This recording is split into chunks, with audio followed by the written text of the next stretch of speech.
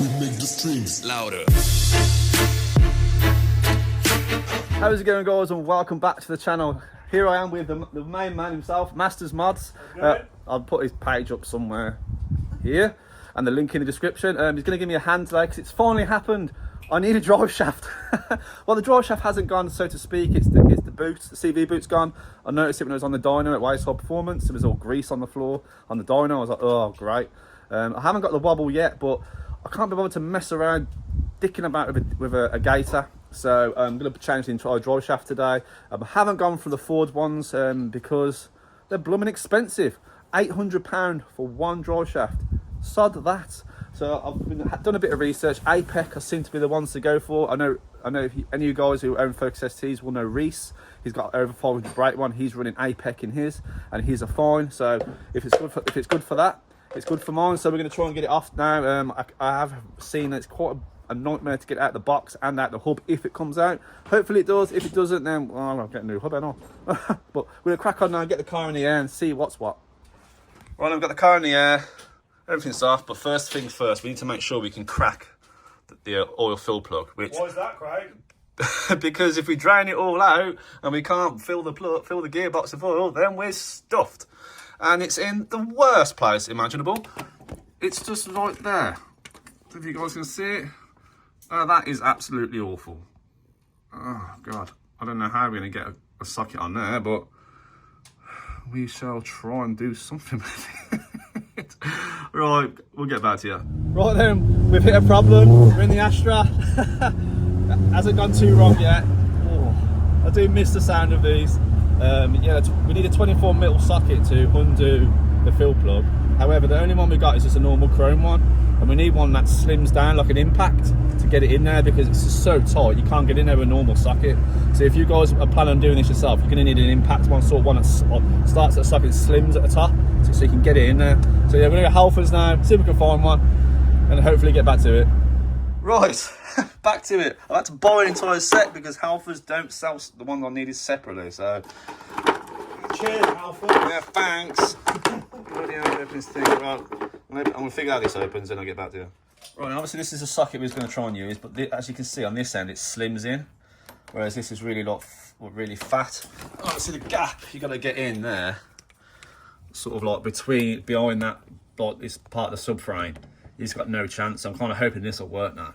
If it doesn't, then we've had an idea of dropping the gearbox and moving it across, but hopefully it won't come to that. Right, well this is turning out to be an absolute nightmare. Even with that smaller socket, we still can't get it on the nut. It's that this bar here is still in the way, so I'm going to try and take an engine mount off and try and jack the gearbox up so we get a bit more clearance. For God's sake. Right then, we are finally off. That bolt there is an absolute bitch. We've had to take the gearbox mount out to rotate the engine forward so we could get a socket on it. Even the smaller impact socket didn't work, but eventually cracked. It was tight as hell, over tightened in my opinion. So then we've got to get this 30mm socket off the bolt off the hub, off the drive shaft, and we've got to undo a load of stuff. Right then, thanks to this absolute legend here, I was getting radged with this.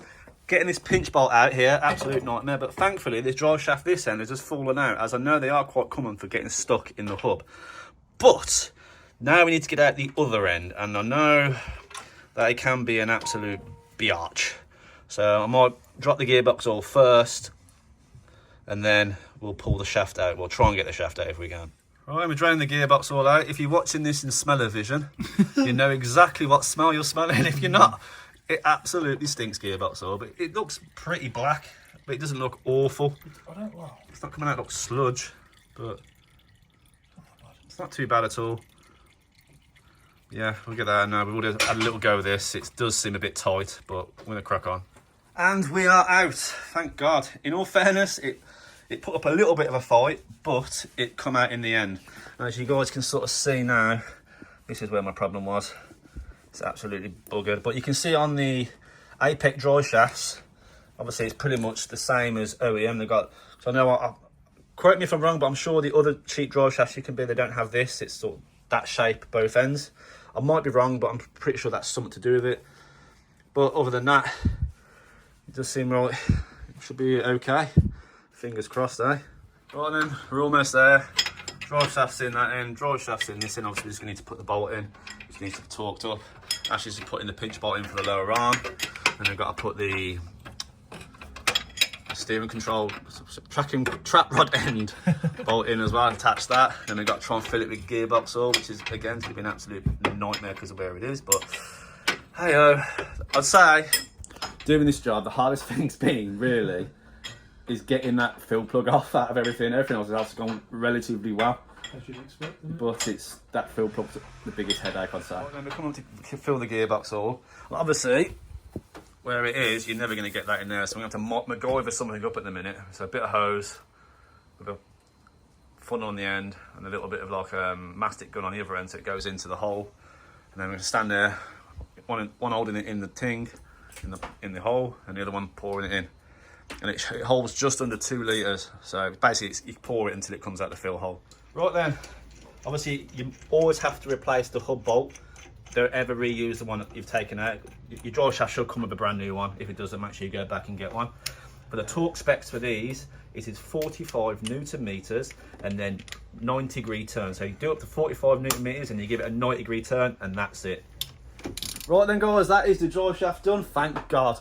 It was a job that I really wasn't looking forward to doing after seeing all the videos and the horror stories online where people have got the drive shaft stuck in the hub, they can't get it out or they can't get out of the box. Thankfully, it came out okay on this. Thank God. I wouldn't have been able to do it without this man here. Absolute legend. I do appreciate it. Make sure you go check out his channel. I will leave a link in the description. So yeah, I hope you guys enjoyed it. Hopefully I can get back onto modifications now. I have got a fair few modifications to do to it, which I hope you guys enjoy as much as I do. So make sure you smash that like button. It always helps the channel out. And subscribe if you're new. And I'll see you on the next one.